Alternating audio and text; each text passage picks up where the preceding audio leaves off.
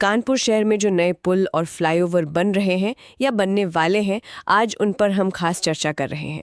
हमारे पास कुछ नोट्स हैं कानपुर के नए पुल और फ्लाईओवर नाम से, जिनमें इन बड़े प्रोजेक्ट्स की काफ़ी जानकारी है।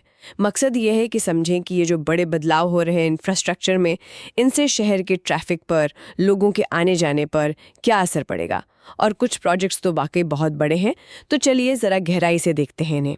शुरुआत करते हैं उससे जो अभी अभी तैयार हुआ है, दादानगर समानांतर पुल। ये जून 2025 मतलब इसी महीने पूरा हो गया है और बस खुलने ही वाला है। लंबाई है इसकी करीब 726 मीटर और अंदाज़ा है कि रोज़ाना लगभग 60,000 गाड़ियाँ इससे गुजरेंगी, मतलब करीब 1 लाख लोगों को सीधा फ़ायदा। काम शुरू हुआ था नवंबर 2023 में। हाँ, ये वाकई एक ज़रूरी पड़ाव है। देखिए, ऐसे जो समानांतर पुल होते हैं ना, वो अक्सर ऐसी जगहों पर बनते हैं जहाँ ट्रैफिक बहुत ज्यादा होता है, बॉटलनेक जिसे कहते हैं। जैसे कानपुर में वो सीटीआई विजयनगर वाला रास्ता है, वहाँ काफी जैम रहता था। तो इसके बनने से वहाँ तुरंत राहत मिलनी चाहिए। अच्छा। और ये सिर्फ ट्रैफिक ही नहीं, बल्कि वो जो गोविंद नगर, फजलगंज के इंडस्ट्रियल एरिया हैं, उनको भी हाईवे से सीधा जोड़ने में मदद करेगा। तो माल ढुलाई वगैरह भी आसान होगी। सही बात है। अच्छा, ये तो हुआ जो बन गया। हाँ, अब आगे क्या? सुना है गंगा पर भी एक नया पुल आ रहा है। हाँ बिल्कुल। शुक्लागंज और कानपुर को जोड़ने के लिए एक नया 4 लेन पुल। 4 लेन का? हाँ, 4 लेन का। ये जो पुराना ब्रिटिश जमाने का पुल है ना, उसी के पास बनेगा, स्टेडियम के नजदीक। ओके, कितना लंबा होगा ये? ये करीब 850 मीटर लंबा होगा। और लागत इसकी लगभग 235 करोड़ रुपए। 235 करोड़ रुपए। हाँ। और काम कब शुरू हो रहा है इसका? यहाँ देखिए, खास बात यह है कि ये न सिर्फ कनेक्टिविटी बढ़ाएगा कानपुर शुक्लागंज के बीच, बल्कि जो पुराना पुल है, हाँ, वो काफी पुराना है। हाँ, तो शायद उसका बोझ भी कम करेगा या उसको एक तरह से सपोर्ट देगा। ये जो बड़े शहरों को जोड़ने वाले पुल होते हैं ना, ये लॉन्ग टर्म प्लानिंग का हिस्सा होते हैं। हाँ। मतलब आने वाले कई सालों की जरूरतें देखकर बनते हैं। हाँ, ये तो है। अच्छा, ये गंगा पुल तो शहर को बाहर से जोड़ेगा, लेकिन शहर के अंदर की ट्रैफिक का क्या? वो तो एक बड़ी समस्या है कानपुर में। बिल्कुल, और उसके लिए भी काफी काम हो रहा है। खास तौर पर जीटी रोड पर जाम कम करने के लिए 2 बड़े प्रोजेक्ट्स हैं। अच्छा, कौन कौन से? पहला तो है एक 4 लेन का रेलवे ओवरब्रिज, आरओबी जिसे कहते हैं। ये कानपुर सेंट्रल, रावतपुर, अनवरगंज के बीच जीटी रोड पर जो रेलवे क्रॉसिंग है ना, हाँ, जहाँ फाटक बंद होने पर लंबा जाम लगता है। बिल्कुल, उसी जैम को खत्म करने के लिए बन रहा है। ऊपर से ट्रैफिक निकल जाएगा। इसकी लागत करीब 151 करोड़ रुपए है। जून 2025 में इसकी घोषणा हुई है। Okay, ROB. और दूसरा प्रोजेक्ट? दूसरा भी जीटी रोड पर ही है, झरीब चौकी पर। वहां एक प्लस शेप का, मतलब प्लस के निशान जैसा फ्लाईओवर बनेगा। प्लस शेप का? ये कैसा होता है? हाँ, मतलब ये कई दिशाओं से आने वाले ट्रैफिक को बिना एक दूसरे से टकराए ऊपर से ही अलग-अलग रास्तों पर भेज देगा। ये करीब 1750 मीटर लंबा होगा, 1.25 किलोमीटर मान लीजिए। काफी लंबा है।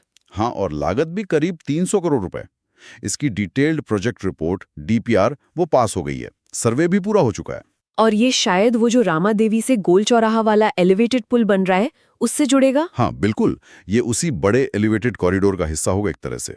ये मल्टी डायरेक्शनल ट्रैफिक मैनेजमेंट का बढ़िया तरीका है व्यस्त चौराहों के लिए। वाह, मतलब शहर के अंदर ट्रैफिक फ्लो काफी सुधर सकता है इनसे। लेकिन शायद सबसे बड़ा प्रोजेक्ट तो शहर के बाहर बन रहा है, वो रिंग रोड। हाँ, आउटर रिंग रोड, उद्योग पथ नाम दिया गया है उसे। 93 किलोमीटर लंबी, 6 लेन की। 93 किलोमीटर? सोचिए जरा, ये तो पूरे शहर को घेर लेगी। बिल्कुल, और इसमें गंगा पर 2 नए पुल भी शामिल हैं। काम 3 फेज में चल रहा है और लक्ष्य है जनवरी 2027 तक पूरा करने का। इसका क्या फायदा होगा शहर को? देखिए, सबसे बड़ा फायदा तो ये कि जो बाहर से आने वाला हैवी ट्रैफिक है, ट्रक वगैरह, वो शहर के अंदर घुसेंगे ही नहीं। अच्छा, बाहर बाहर निकल जाएंगे। हाँ, सीधे रिंग रोड पकड़कर निकल जाएंगे। इससे शहर के अंदर का जाम कम होगा, प्रदूषण कम होगा और बाहरी इलाकों का विकास भी तेज होगा। सही बात है।